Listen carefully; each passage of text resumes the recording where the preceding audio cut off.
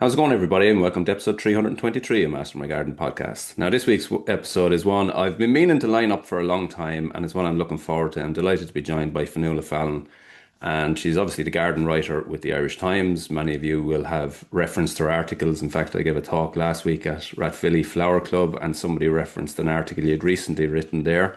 But also, she is a superb flower farmer, flower farm of 5 acres down around the Cullihill area of County Laois, which is actually brilliant land, but I'm sure we'll talk about that a little bit. And it's a newish flower farm, but the principles she works with is, working with nature as much as possible, soil health, and so on. A lot of what we talk about on the podcast on a regular basis. So this is going to be very interesting. And obviously, you guys, I know a lot of you are into cut flowers, so we'll kind of delve into that, maybe pick Fanula's brain a little bit on best flowers and so on. But Fanula, you're very, very welcome to Master My Garden podcast. Oh, thank you. Thank you very much. It's lovely to be here. And the fault is mine. I know you asked me before. I'm just not very organized, but it's lovely to be here and talking to you. Yeah, delighted to have you on. And yeah, it's obviously, for anyone that follows you online, your work in terms of putting bouquets together and doing weddings, um, it's next world. It's really Oh, thank top you. class. So maybe just tell us a little bit about how you ended up getting into flower farming. I know you were at it previously before you moved to Laois, but give us a kind of a little run through. Okay. Well, I suppose like a lot of people, I've always like since I was a child, I loved arranging flowers. It's funny when something's right in front of your nose and you don't actually realize it until you're an adult. I mean, I always loved gardening as well. The two went hand in hand very much for me. The flower farming part of it, I studied horticulture in the National Botanic Gardens in Yeah. Glasnevin as a mature student in my 20s. I'd studied philosophy before that, so it was a bit of a leap sideways. And I came from a background in the arts, in the fine arts. So I think that was always in my blood anyway. I just love that world, I love the world of creativity, and I love the world of gardening as well. And after I left the Botanic Gardens, I kind of got into I suppose, the world of garden writing. And I still work as a garden writer, as you say. I've written a few books and stuff like that. I'm working a book at the moment, actually, on Kells Bay Gardens down in County Kerry. Oh well. But simultaneously to that, yeah, I suppose probably the most kind of, important kind of thing that kind of set me off in that direction was a visit to the flower farm of Kieran and Keelan Beattie in County Leitrim. And it was actually Trevor Sargent, who was a former Minister for Horticulture and a very keen Yeah. organic grower himself. And I was writing about him for a book. I was writing on vegetable gardening, and he said, "Listen, you have to meet these people. They're doing this amazing thing down in Leitrim, and they're growing flowers on a flower farm." I'd never heard the expression flower farm before. I was really kind of intrigued. And yeah, I often say it was that eureka moment. I went down there and I thought, God, this absolutely brings all the strands of what I love together. Mhm. It's about horticulture, it's about gardening, it's about creating, it's about respect for nature, it's all those things, and it's just for me, there was always that disconnect beforehand in gardening and flower arranging when you went into a flower shop and you saw the flowers for sale in a typical, flower shop, and they had nothing to do with what was growing in the garden so often. There were like these two different worlds that didn't kind of Yeah. connect. Hmm. And that was just really strange to me. And it kind of, I suppose, is one of the reasons why I never thought about being a florist actually. And then when I saw what they were growing, I saw the possibilities for floristry. I thought, wow, you can actually grow, your own stuff and use this in flower arranging. How amazing is that? Yeah. So at the same time, a good family friend of ours in County Wicklow, a lady called Margaret Cully, who lived near us and just about a mile down the road for us. It's a lovely old Victorian property with a wall garden, and she really beautifully maintained one half of it, along with like very extensive grounds outside of that. And she said to us, "Listen, would you be interested, or do you know somebody who would be interested in using one half of this garden, to grow stuff?" And Yeah. initially, I didn't even think of us, and then I thought, actually, yeah, myself and my husband Richard would love to use this because we didn't have enough space, growing Yeah. space. So we grew there for about 4 years, from about 2015 to about 2000, about 5 years. 2015, we started. And in 2020, the pandemic hit, and Margaret also coincidentally decided to sell the property, and the wall Mhm. garden was gone. But luckily, we had bought an old farmhouse down in Leash that we've been tipping away at for years, doing up using sustainable methods. And it was kind of like that point in our lives where we thought, okay, we need to move down and just move in. And it's Yeah. funny what you say about good soil, because when I first went to see that house, I remember it was a very wet spring, and I got out of the car and I put my foot on the ground. I thought, oh my God, this is delicious soil. It's not waterlogged. It's not giving way under my feet. It is just the best soil. Yeah, You get a vibe off soil, like an yeah, energy off it when it's really good. And I got it off that land straight away. And it was one of the reasons that I really, really, really fell in love with the building and the property. yeah. Brilliant. It's an interesting story. So, like definitely the land around Cullihill is brilliant. There's Yeah, like some people growing carrots and different things in that area, and it's that's right. Our neighbours were saying that to us the other day. Yeah. yeah. So like, and it's top class over that area, and even I see it myself when you're driving. You'd often see livestock out in various places Very early, over there, either early or even sometimes over the winter, very late. Yeah. which is really strange for me where I am because I'm very, very wet. Well, heavy is the word, not wet. And I So came from my childhood garden was a very heavy, wet garden. And it was only later on that I realized actually not all garden soils are like this. yeah, Some are beautiful. And it was like, ooh, yeah, yeah, you can be lucky. My grandparents had a garden in Carlowtown. I'm going off subject here, but they had it was real sandy, loamy soil, and okay. no matter when you walked on it, you'd pick it up and it just crumbles in your hand. Yeah. But there was still good life in it. It was really, really great soil, and it would be similar-ish to that area where you are. Yeah. It makes Maybe, such a difference when you're growing to have good soil. Like so much of like you don't have to put all that such an incredible effort. And you still have to mind and tend the soil, but not in the way somebody starting from a low base point has to. Yeah. yeah. So tell us about, so you move down, you start rejuvenating this old farmhouse, but tell us about the getting the flower farm up and running. Like what was your procedures? How did you get started? Yeah, so like we're still very much in the early stages. We don't have much money to throw at it. We were doing up the house at the same time. It was the pandemic. I always kind of sometimes describe it like crash landing in an airplane. You kind of got out of the plane and went, "What the hell happened there?" You know what I mean? Yeah, It's like just being jettisoned into a different universe, and it was fantastic at the same time. But it was just like, yeah, it was pretty overwhelming. We were lucky with the soil. So I suppose to start off with, obviously it's a very old, like very simple vernacular farmhouse. As I said, really good soil, kind of southwest facing slope, generally free draining, and few little wet spots on it, but generally very free draining. hmm, But it hadn't been gardened in any sense. That was one of the curious things about it. There wasn't literally one plant from this, like it dates from the 1780s, 1800s.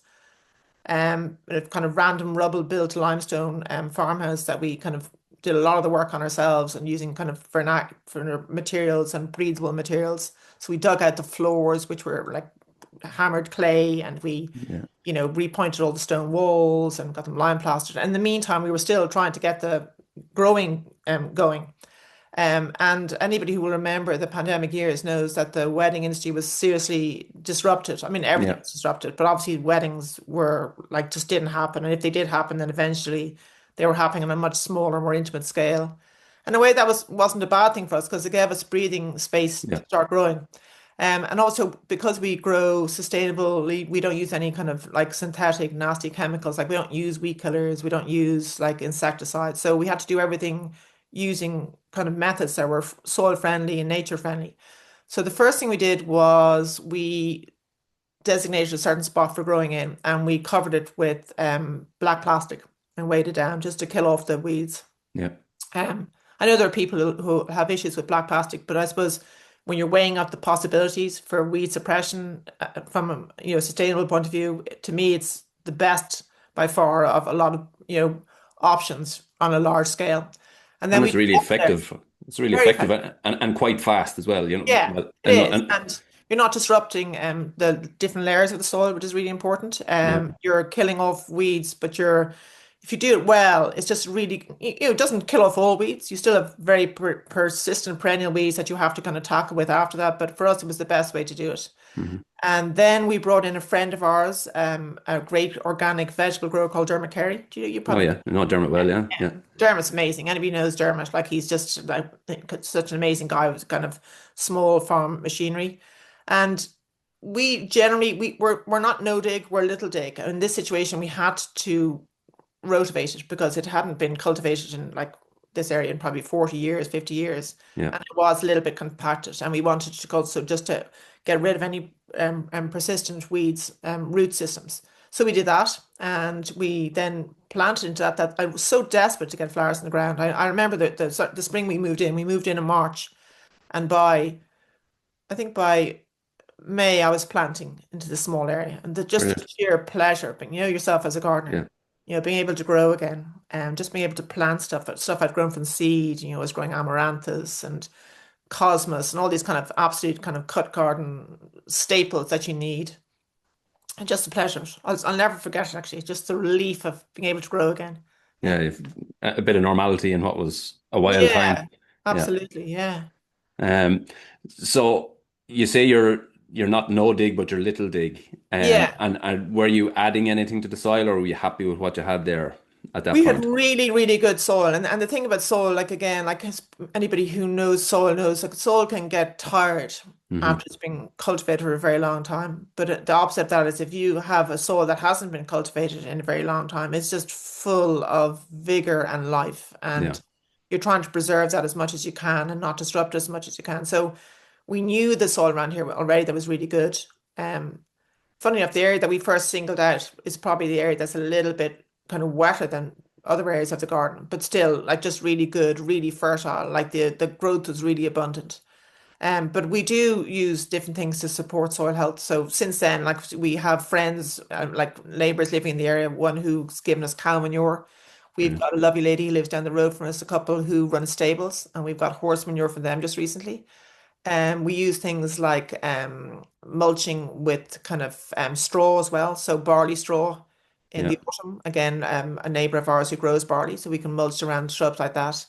And then we use things like liquid nettle feed, for example, which is Yeah. just this wonderful, absolutely brilliant kind of life-giving kind of boost for plant health.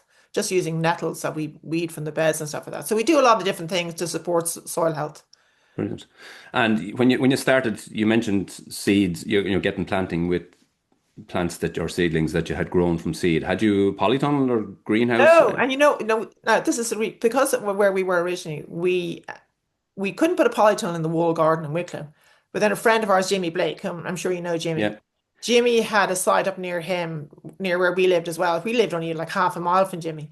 And he had a site and he wanted to put in a polytunnel. And he said, listen, you can put a polytunnel in here on my land. It's so sweet of him. And then in the end, actually, what we decided to do was to share a big polytunnel.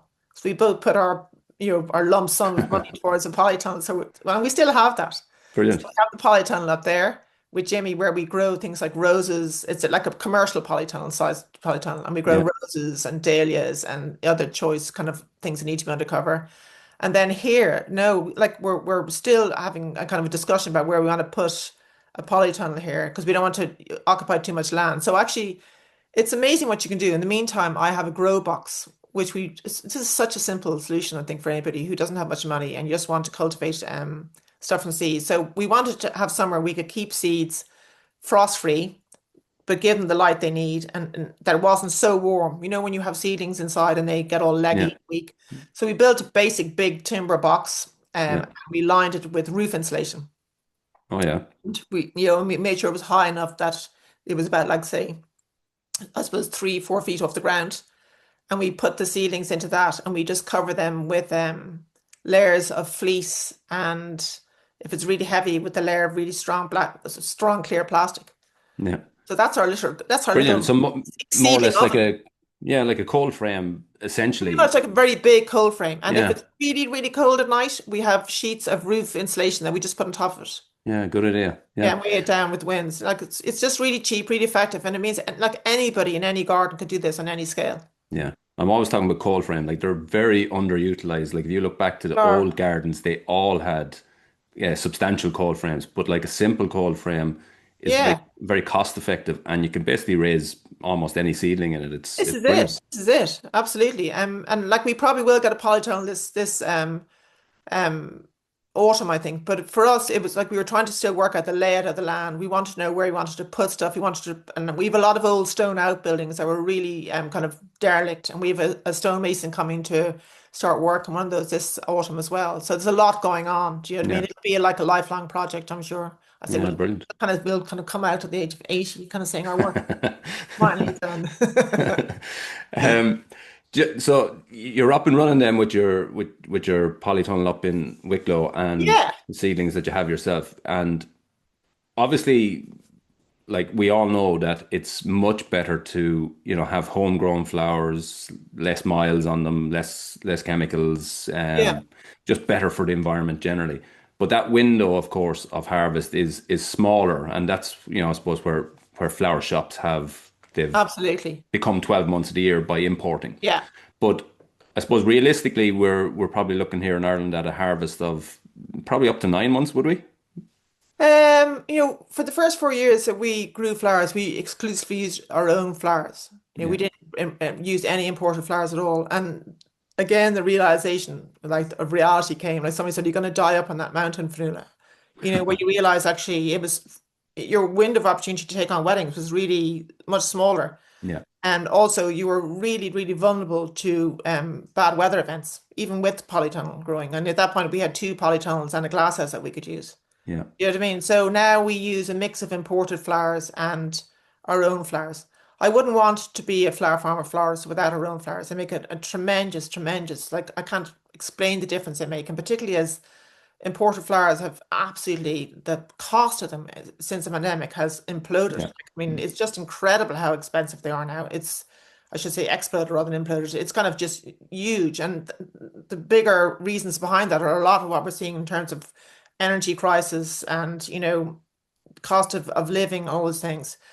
But just to get back to your question about availability, I think if you're a really good grower, you'll start like, for example, I did a wedding this April 1st, April 2nd. I did a wedding yesterday where we used some of our own flowers. So we had a lot of beautiful narcissus yeah, and some anemones as well. Um, so we mix those right through the thing. So I would say typically if you're growing under cover, if you're in a good year, maybe towards the end of March, you start picking stuff. For example, we have cherry trees in blossom, and I also forage lots. So for that same wedding yesterday, I foraged for cherry blossom along the roadsides, just pick little bits here, little bits there. yeah, So I think that's when the season probably starts, kind of late March, and then really, really by the time you're into mid-September, I would say that's when it gets dicey. You hmm, might have a very mild autumn and it's absolutely fine and it'll go on and you'll be able to pick until kind of very late October, early November. And that has happened to us, but you absolutely couldn't rely on that. So if yeah, you got yeah. one really harsh killing frost And in you've a wedding next mid-September, week. yeah, well, Yeah, this is it. But also mid-September, I like it's funny, people always laugh at me, but it's true. So many harsh frosts occur around the time of the full moon. So yeah, we always watch for the full moons and for severe weather events. And there's usually one around the middle of towards the third week of September. That can be a really, really hard frost. And if you get your plants past that with the use of fleece and bayonet and cover, you can often extend the growing season. But you need to get over that hump of that yeah, mid-September to late September killing frost. yeah. It's nice actually. The seasonality is really important. We should be doing it in food as well. On grow your own food courses that's always what I talk about is we need to Yeah, eat seasonal and not just be thinking because we eat whatever it is that we can have it all year round. The seasonality is a nice thing. it And is. you mentioned that wedding that you had over the last couple of days to have Yeah. Narcissa at that, a flower that is relevant at the moment. It kind of Totally. ties to the occasion. It's a nice It add-on, is. I think. If you see here behind me, actually, that's the Yeah, it's Narcissus, beautiful. it's Narcissus thalia, which is also known as the orchid daffodil. And it's just exquisitely beautiful flower, like multi-headed. It's a heritage variety. I think it's about 100 years old. It's Dutch bred. It's kind of from Narcissus triandrus. I'll just pull one out and show And you can see there's a it. nice scent as well, isn't there? Yeah, it has a delicate scent. You can see it's called the orchid. Yeah, You it's see beautiful. that? It's just so dainty and delicate. Really, really pretty. And I think there's like inevitably when something's right in front of your nose, there's this tendency to ignore it. Yeah, We all do it, and you look at what we have in season in Ireland at the moment. You think, okay, that's just so beautiful, mm, and you're driving on the road, and there's this huge big cherry in bloom, and you're snipping little bits off, going, and that's incredibly beautiful. yeah, And actually, one of the fascinating things for me was because I never bought flowers for weddings for the first few years. Then when we did, I was just so astonished by what it costs for a flower. yeah, yeah, And like more and more so as the price goes up. So like I think people would be astonished to know that just to buy one nice branch of cherry blossom could cost you like anywhere wholesale between like 6 to 20 euros. Yeah. Do you know what I mean? Like even a daffodil to buy wholesale, they would be cheaper, would still cost you over probably over €1. Like a hydrangea could cost you anywhere between 6 and 18 euros wholesale. Yeah, it's crazy, isn't it?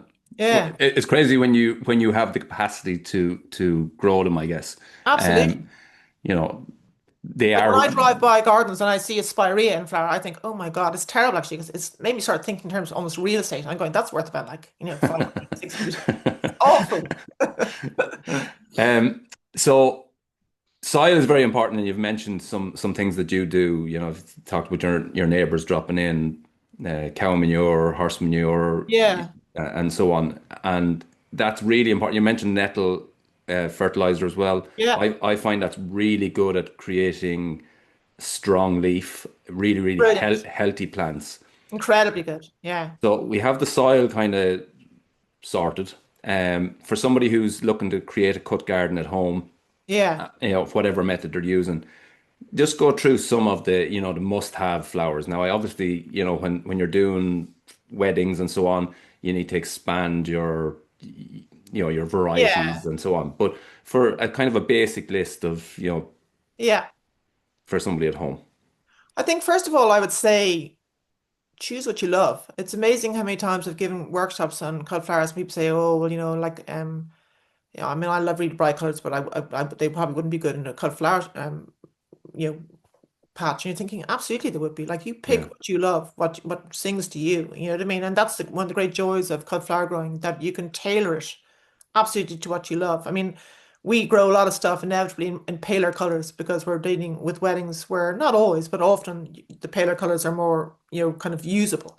yeah, In terms of, sustainability and just ease of growing, I would also say there's a big move in cut flower growing towards more perennial shrubby content, and that's for very good reasons. There's a lot of energy and time and labor involved in producing annuals and biennials, which are much shorter lived flowers. Now we still grow a lot of those as crops because we need them. So yeah, I've got pots and pots at the moment of like, kind of corn cockle, white corn cockle, and yeah. cosmos about to be sown, nicotiana, scabious. We'd grow a lot of those, but I would say definitely for somebody who's starting off, I consider some perennial varieties, that are going to be really, really hardworking, like these shrubby varieties, like things like, for example, like Philadelphus.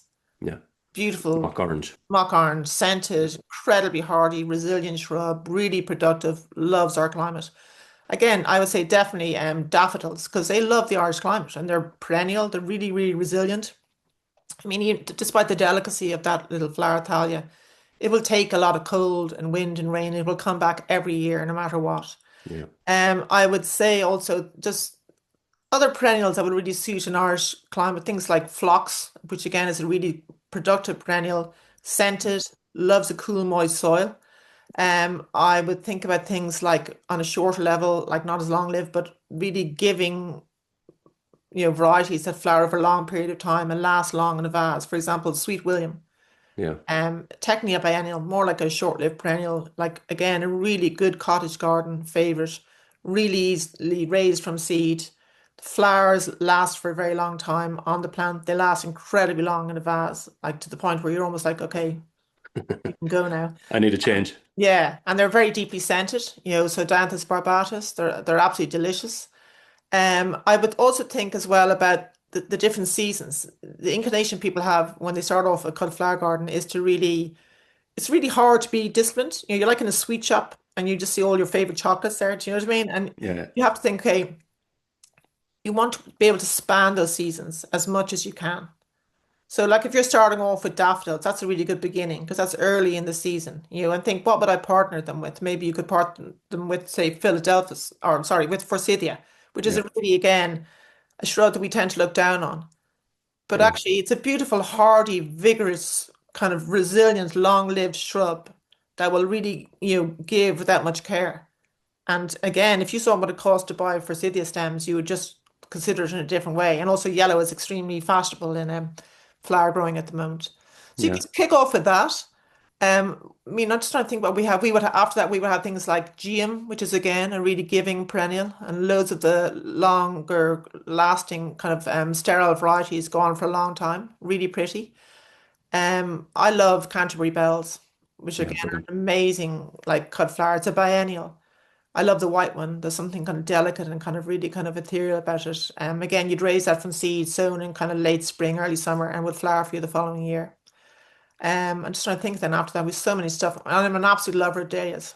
And I Yeah, would say, despite the fact they're a little bit fussy and demanding to grow, that they are such a generous plant. They keep on flowering and flowering if you give them the right conditions. So, like if you get your dahlia into flower by July with the right, giving it the right conditions, and you mind it and you feed it, they will keep going until the first harsh frosts in kind yeah, of, September, October, and maybe November. You've got a plant that just pumps out blooms. yeah, I would definitely say sweet pea again, just really productive over a long period of time. It's a hardy annual. It's best sown kind of in kind of late autumn, early winter, or in very, very kind of late winter, like around kind of January into February. But yeah, again, right conditions, really rich soil, plenty of moisture, sunlight, and you will have plants that will just bloom as long as you keep picking them, will bloom for weeks and weeks on end. yeah, brilliant. Yeah.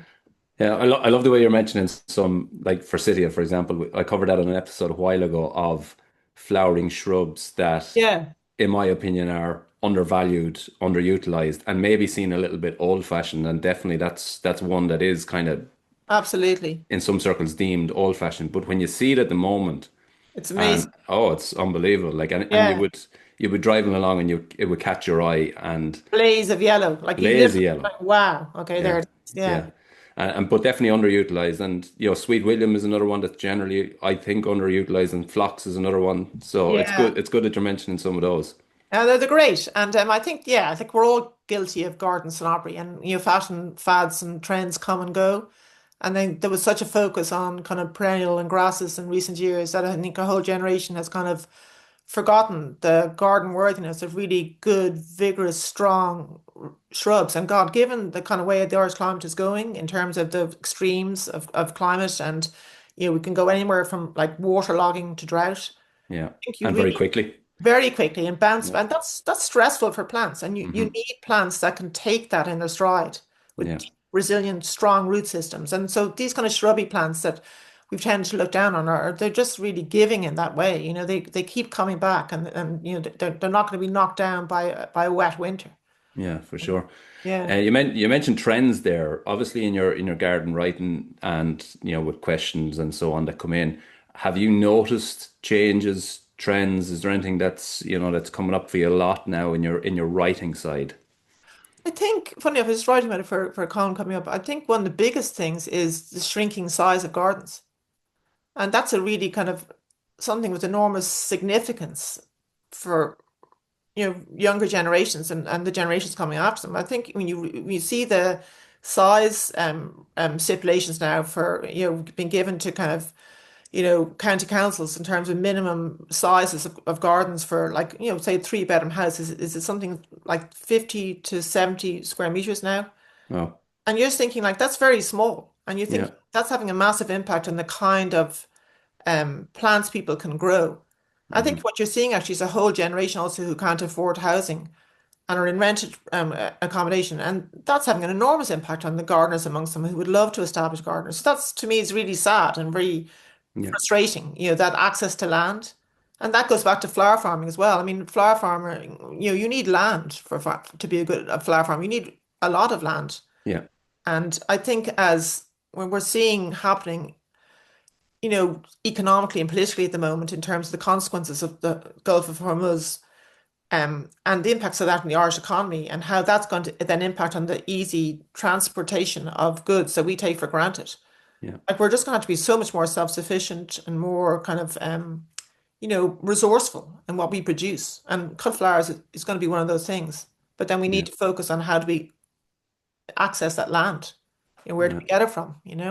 Yeah, that's something that, like, obviously, when you think about it, I'm aware of it, but it wasn't something that was on my radar that the size of gardens is getting Yeah. smaller.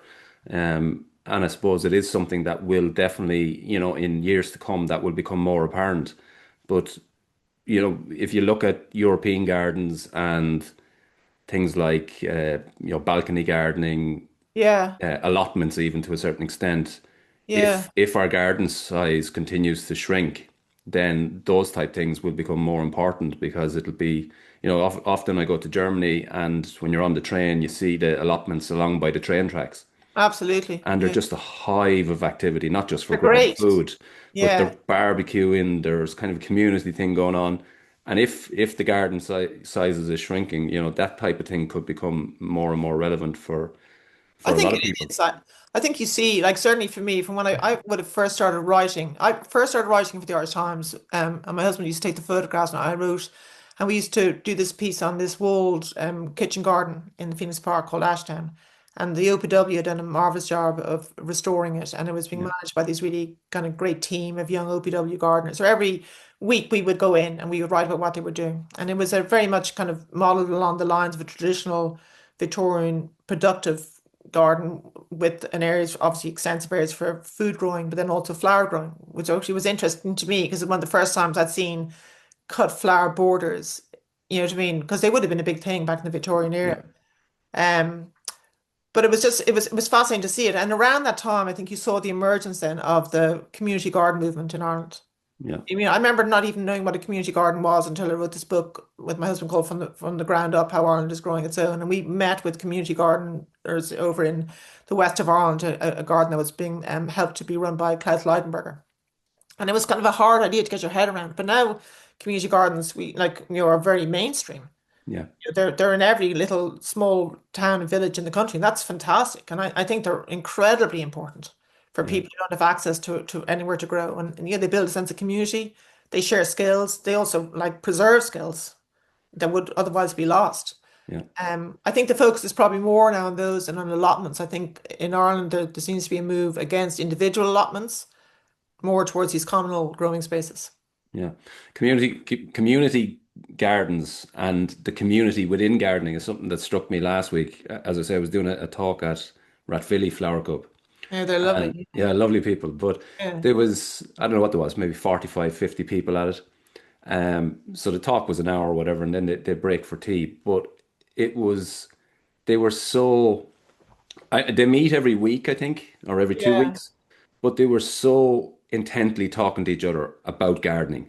And yeah, so when my talk was over, they all grouped up, and it was amazing. Like it was real community. And yeah. I said to somebody that all our communities need more community. Yeah, it's Whether totally true. Yeah. whether that's your sports club or your gardening club or whatever it is. Like we definitely disconnected a little bit as a society from each other over the last few years, and I just thought it was a lovely thing to see the way they were really Yeah. connected to one another. You saw that in the pandemic, actually. A lot of those gardening clubs really flourished online in the pandemic and built a Yeah, sense of community. And there were people were able to kind of, connect through that. And yeah, like those kind of gardening clubs, also they're fantastic in terms of they share plants. They often conserve old varieties that might get lost otherwise. yeah. They're just there's a very generous attitude of mind generally amongst their members. Yeah. Yeah, yeah, for sure. It was lovely. You mentioned before we start to close off, you mentioned new book on the horizon, but maybe talk about some of your previous books. Oh, I don't have many books. I actually find like writing a book is like, it's like giving birth to something. Just it's a lot of work. Like, I don't want to do that one again. Yeah, I just did one book before now with my husband, which was I said it was called From the Ground Up. And it was kind of it was we wrote it and photographed it shortly after we'd started that series on the Wall Garden in Ashtown in the Phoenix Park in Dublin. And we went around and we interviewed a really wide variety of kitchen gardeners. So like from a guy who grew food on a balcony in Dublin to a community garden in the west of Ireland, to Joy Larkham's plot down in West Cork, Madam McKeever, the Irish seeds producer down in Cork as well. So we were trying to kind of really give a great sense of what was going on around the country. And it was kind of around that time as well when Ireland was going through the whole financial crisis and they kind of brought about that collapse in 2008 2009, and there was that really emerging sense of community and of people trying new things and new ways of growing food. We wrote about Michael Kelly DIY as well, which was kind of emerging at that time. So yeah, that was nice. And the book I'm writing at the moment, I'm co-writing it, and I was just asked to do it. It's very, very different. It's about Kells Bay garden down in Southwest Kerry, which is Yeah, this really amazing. Anybody who doesn't know it, it's this kind of subtropical fern garden. yeah, right on the edge of the Atlantic coast, a little pocket of kind of, yeah, amazingness where tree ferns, Australian tree Yeah. ferns have naturalized and kind of self-spored everywhere. All the kind of progeny of this mother tree fern that was planted in the wall garden back in the Victorian era by its then owner, a man with the amazing name of Roland Ponsonby Blennerhassett. Quite a name. Yeah, quite a name is right. Yeah. Yeah, yeah. No, that's an amazing, and that's several. I don't know how many, but several Chelsea. Um, That's right. Oh my God, his name's gone out of my head. Billy Alexander. Billy Alexander. So Billy Yeah. Alexander bought the property in kind of 2005, and he's done this amazing job against all the odds of restoring what was at that point a pretty dilapidated old Victorian building and its gardens. And he's poured a huge amount of time, energy, and love, and God, really like through a tough era. When there wasn't much funding around or much money around. And it's just amazing. And Billy's done a series of exhibits at Chelsea. He won kind of gold for Yeah. his exhibit last year, and he'll be exhibiting again next year. Yeah. Brilliant. Yeah. So it's a fascinating thing. And the garden has a fascinating history. Yeah. So Yeah. it's a nice one to write. I'm writing it with oh, my brain. It'll come back to me in a second. Botanic Gardens, Brendan Sayers, the orchid Oh expert. yeah. Yeah. So Brilliant. Yeah, that's definitely a nice one. As we start to wind down, is there any kind of final tips you give to someone who wants to create their own cut flower garden at home? I think for me, like I gotta say, I love everything about gardening, but I would absolutely say to anybody who's never done it before, give seed propagation a Yeah. chance. To me, it's the kind of beating heart and the magic of gardening. All it's just an amazing way to propagate your own plants really cheaply, large amounts of them. It gives you opportunity to grow different varieties you'll never find for sale in a garden centre. If you save your own seed, there's a sustainability kind of plus there. Not always suitable for all varieties, but for a lot of them it is. And like, please don't have this idea in your head you have to have a glass house or a big propagation area. As I said before, you can do it relatively simply, and you can produce huge quantities of plants very cheaply and very sustainably. Um, and Yeah. one last tip I would say is definitely to use Classman seed compass, which I find absolutely amazing. So many people say to me, "Oh, I did it and it was dreadful." And inevitably, I find one of the biggest problems is people not using good quality seed compass. So use a good one. Classman is a peat-free one, which I love as well. Yeah, I've tried that for the first time this year, and yeah, Isn't it it, good? it is as nice as everybody says it is. It's like Yeah. And the beautiful results are feel to generally it. very good. Like it just Results are much good. better. Yeah, Yeah. no, no, no, that's brilliant. Anything on the horizon over the next few weeks in terms of talks or anywhere that you're? No, we're just loads of weddings. Yeah, so like for us as like the winter season is quite a nice kind of quieter time for us, and then our wedding season really kicks off. Kind of, we did it like we do a few weddings in spring, but it kind of kicks off properly, really properly from May. So from May right through to really December, we're busy with weddings. You know what I mean? But our busiest seasons would be, yeah, May right through to kind of October. Well, yeah, it's very busy. Yeah. So Yeah, yeah, it's a mad juggle of getting stuff in the ground, minding crops, prepping for weddings. It's lovely. It brings you all around the country. You see the most amazing venues, like many of them historical, like you're working there behind the scenes. No, we enjoy it, but yeah, it's full on. Yeah. yeah. Brilliant. Final question: the dahlias that you're growing, do you leave them in the ground or do you dig? So if you'd asked me that question in Wicklow, I would have said we definitely lifted them because it was a wet garden and it's a much colder garden. We got harsh frosts and snow in wintertime, so we lifted them, which was a laborious, tough job. Yeah, horrible. It's hard. And just getting them into under storage. And we used to store them in, do you remember those awful Daleks that they sold as kind of compass bins? They were like kind of like plastic bins, Yeah, obviously uses for getting compass out of because you could never get, but we used to have those in a shed upturned so the wider bit to the top, yeah, and we would just put them all into that and throw some fleece over them, and that kept them perfectly okay. brilliant. But here in Laois, we grow them in a raised bed with the shelter of a south-facing wall behind them. And like I said, the soil is much better drained, so we just mulch them in autumn, late autumn, winter. We cover them over with some old branches and stuff. Just anything like just take the harshness of any frost off them. Yeah, And then we keep a careful eye on them when they're emerging spring around this time of year. They do need to be divided, I would say, daily as they weaken vigor-wise after about Yeah, 3 or 4 years. You need to yeah, divide those big meaty tubers up. yeah. No, I'm a big fan of leaving them in the ground too, just purely from the point of view of yeah, it's not. I don't like that job. I find it a bit too tedious. No. They But give so it's the wet much. that kills them, I think. It's the wet. It's not the It's the cold. wet, yeah, It's in wet. yeah. I think people, like that's a really good thing for our gardeners to remember. Generally speaking, it's not cold in Ireland that kills plants. It's It's the wet, the yeah. wet. Yeah. Yeah, and I find as well, at the end of season where you cut off the stems, obviously they're tubular like a straw. And Yeah. I find that is a big flaw that people make is they leave that tubular thing just sitting up above the ground. To Uh, cup the water. yeah, Yeah. exactly. Yeah. Yeah. So if you're able to cap that some way, it definitely Yeah. helps. Yeah.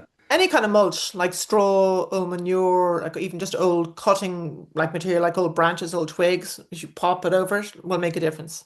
Yeah. Yeah. Yeah. Yeah. So it's been a really interesting chat. Yeah, we've kind of jumped around a few topics as I Yeah, thought we very good. might. We could talk for hours. It's lovely to You hear could you. definitely. Yeah, Yeah. lovely to hear you mentioning some of the sort of underutilized or undervalued shrubs and flowers out there.